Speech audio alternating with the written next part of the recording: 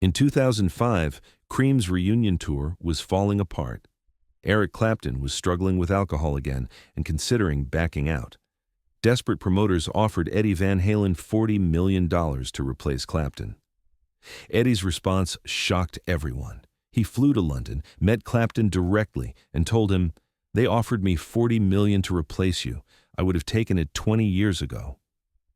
But then I got sober and realized something. No amount of money replaces the guy who invented the throne." What happened in that 8-hour conversation changed Clapton's life.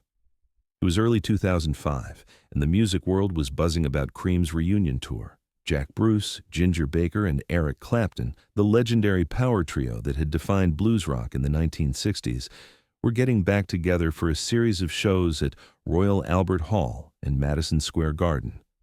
It would be one of the biggest rock events of the decade. But behind the scenes, everything was crumbling. Eric Clapton was drinking again, not publicly, not in ways the press had noticed yet, but his inner circle knew. The pressures of the reunion, combined with personal demons he thought he'd conquered, had driven him back to the bottle. He was showing up to rehearsals drunk, or not showing up at all. He was talking about backing out of the tour entirely. The promoters were panicking. They'd sold millions of dollars in tickets. The tour was supposed to be a celebration of rock history. Without Clapton, there was no Cream. They needed a backup plan. That's when someone suggested Eddie Van Halen. Eddie had been open about his own struggles with alcohol and his sobriety. He understood addiction. Plus, he was one of the few guitarists on earth whose reputation could possibly justify replacing Eric Clapton. It wouldn't be Cream, but it might be close enough to save the tour. The offer came through Eddie's management in March 2005. $40 million guaranteed, plus percentage of ticket sales. Replace Eric Clapton for the Cream reunion tour. The promoters were careful to position it as helping save a historic tour rather than replacing a legend. But everyone knew what it really was. Eddie's first response shocked his management. "I need Eric's number." "Eddie, you can't tell him about this. The promoters want to keep it quiet in case Clapton decides to do the tour after all." "I'm not taking the gig," Eddie said, "but Eric needs to know about this offer, because if they're talking to me, they're probably talking to other guitarists too.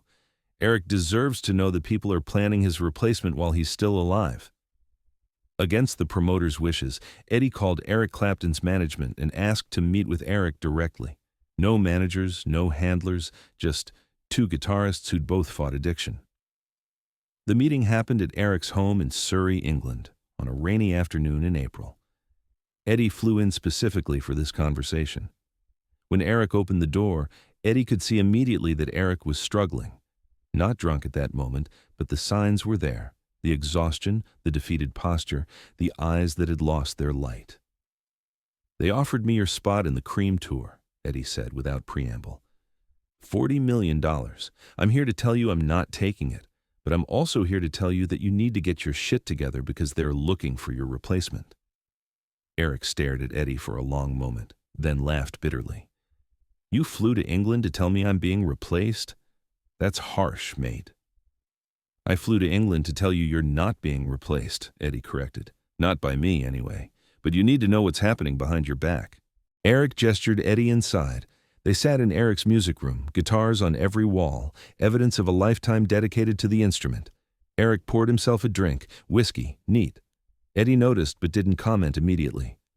"You should take it," Eric said after a long silence. $40 million is $40 million. You could do a great job. The fans would probably prefer you anyway. You're Eddie Van Halen. I'm just a drunk who can't get through rehearsals." "Don't do that," Eddie said quietly. "Don't pretend you're nothing. You're Eric Clapton.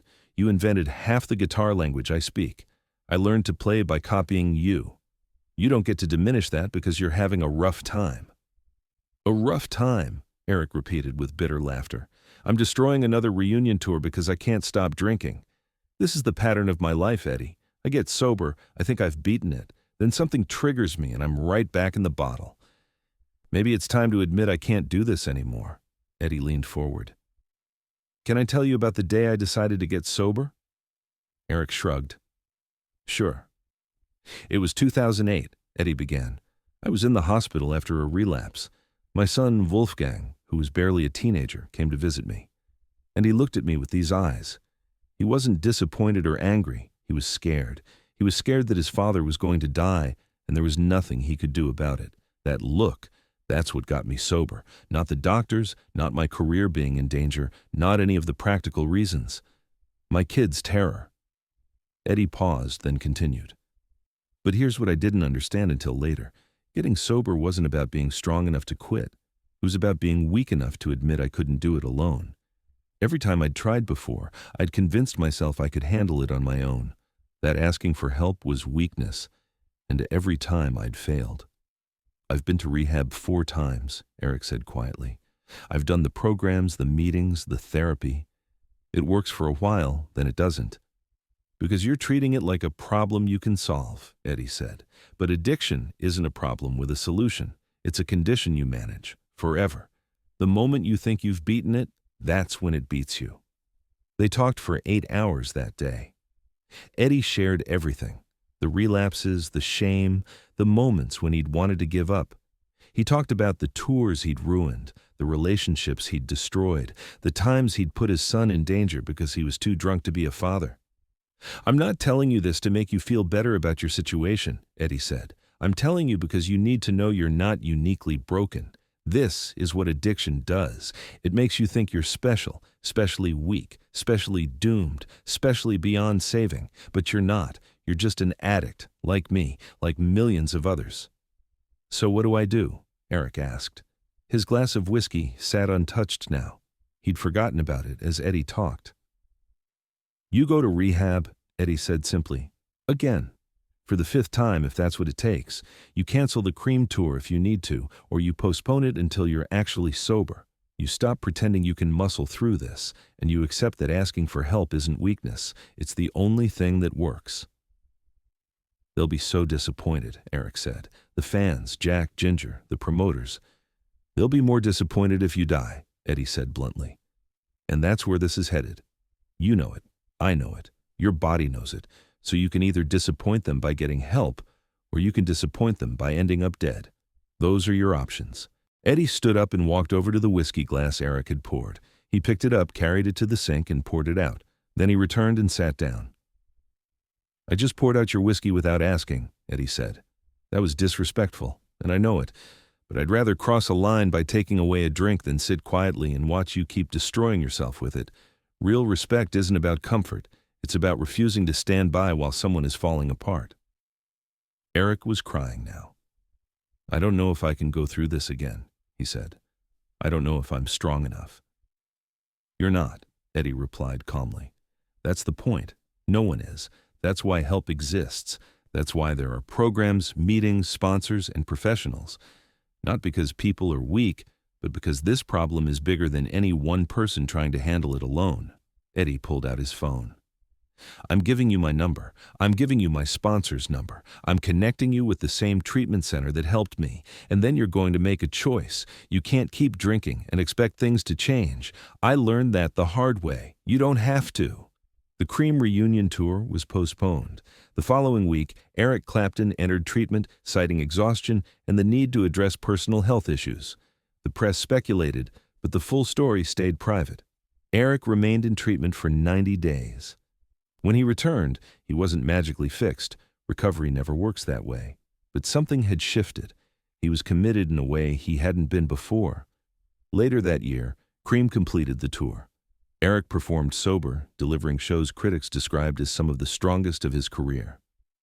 Years later, in a 2015 interview, Eric Clapton was asked about his sobriety.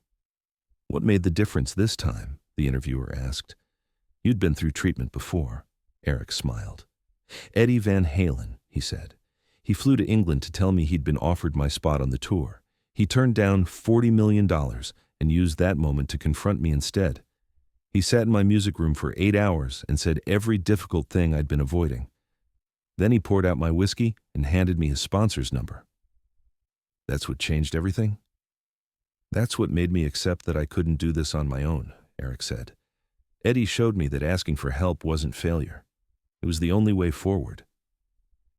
Eddie rarely spoke publicly about that intervention. When asked why he turned down the Cream tour, he would simply say, "Eric Clapton is irreplaceable. Even when he's struggling, he's still Eric Clapton.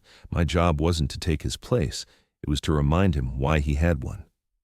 The story became well known in recovery communities. It represented a different kind of intervention, not gentle, not comfortable, but honest. Eddie didn't excuse Eric's behavior or soften the truth. He refused to benefit from someone else's collapse, even when the reward was enormous. $40 million would have changed Eddie's life, but he understood that accepting it would have meant crossing a line he could never undo. When Eddie died in 2020, Eric Clapton was among the first to speak publicly. "Eddie Van Halen changed my life," Eric said, not just with his music, but with his integrity. He chose honesty over money. He chose confrontation over comfort. And because of that, I learned that recovery was possible and that asking for help was strength, not weakness. The lesson of Eddie's refusal resonates beyond addiction and recovery.